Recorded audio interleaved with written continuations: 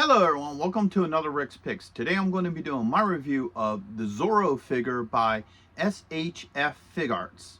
I believe I'm pronouncing that correctly. So what I'm going to be doing is I'm going to take a look at him in box, and I'm going to take a look at the figure and his accessories, and then I'm going to give you my thoughts on him. And just remember, if you do like this video, go ahead and hit that thumbs up button and subscribe.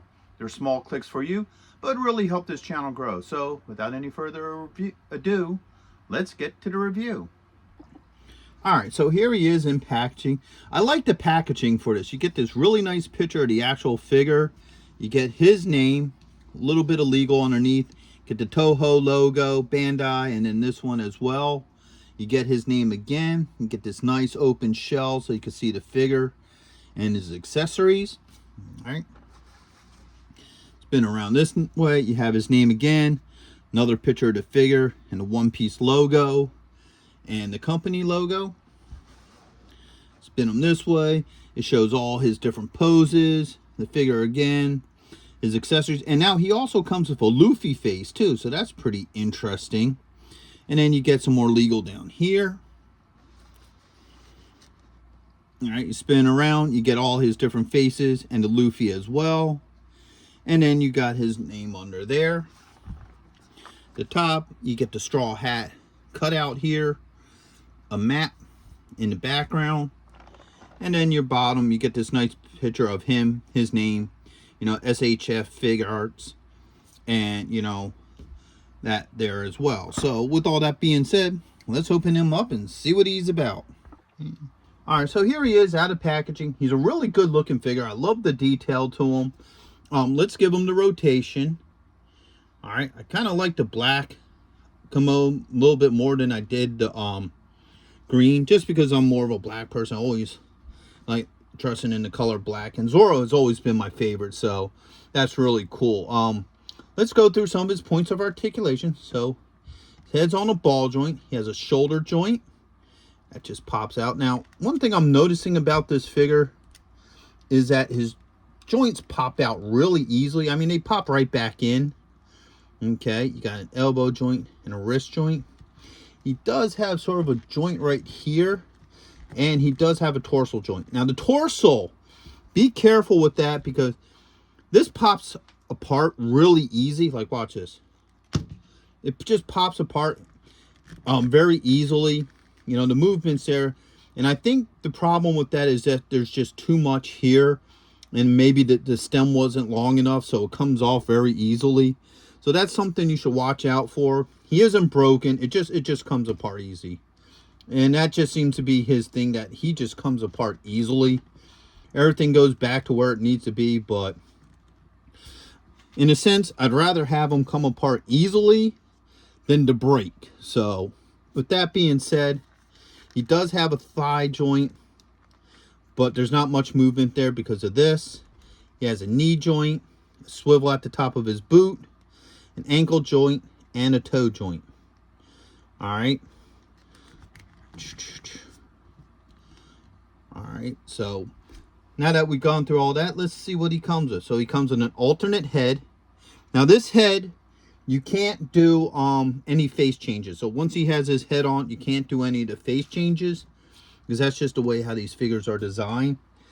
So he has a smiling face. Alright. He has an angry face. Okay. Another kind of angry face. Alright. He has the face for Luffy. Alright. He has his shoulder piece here. Alright. He has a couple of hands, so he has two open hands. 1, 2. Alright. He has two hands for the swords. So 1 and 2. Alright. He has, of course, 3 swords. So he has this one. This one. And he has this one.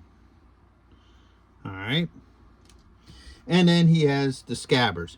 Now the one thing, and I noticed this even with the Figma one as well, is that the scabbards the swords don't go into the scabbards, okay? They have removable heads. So if you want him displayed with the swords without, you know, them being in there, then you just pop these heads off and it looks like empty scabbards. I'm not a big fan of that myself. I'd rather have the swords go in and out opposed to this, because all it does is just creates, you know, more miscellaneous parts and stuff that are easily lost. So let's start looking at some of this stuff on him now. All right, so let's remove these hands. Hands come off pretty easily. So you got this one. All right, that pops right back on, no problems. This one pops right on, no issues. So there's no issues with switching hands. Okay, so he has those on there. Let's see how well this fits. Now there's two knocks, so there's a little peg here and then a little hole there for these to go on, and it looks like you're going to have to take the heads off to get this on. All right, so let me put those onto the side there. It looks like this, I guess, slides up in here like this.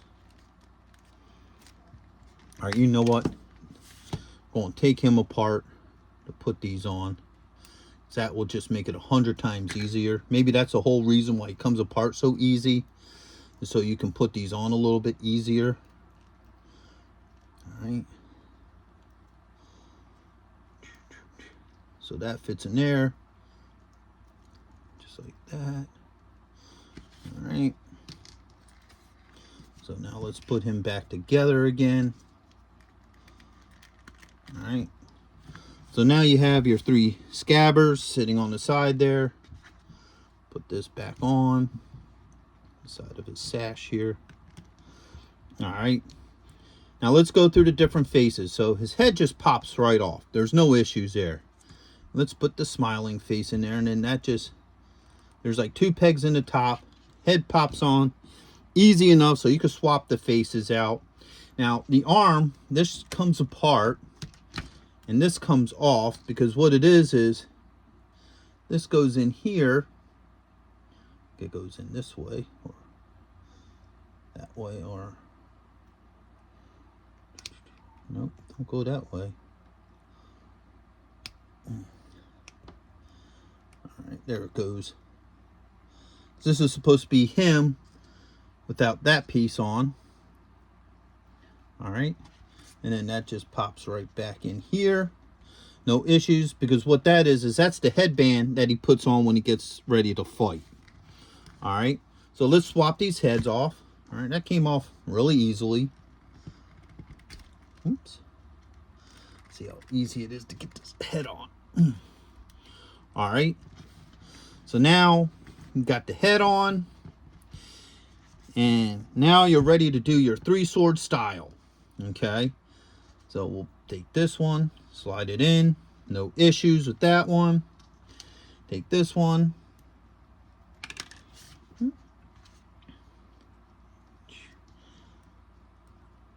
slide it in, no issues. And then last but not least, you got the third one that goes in the mouth.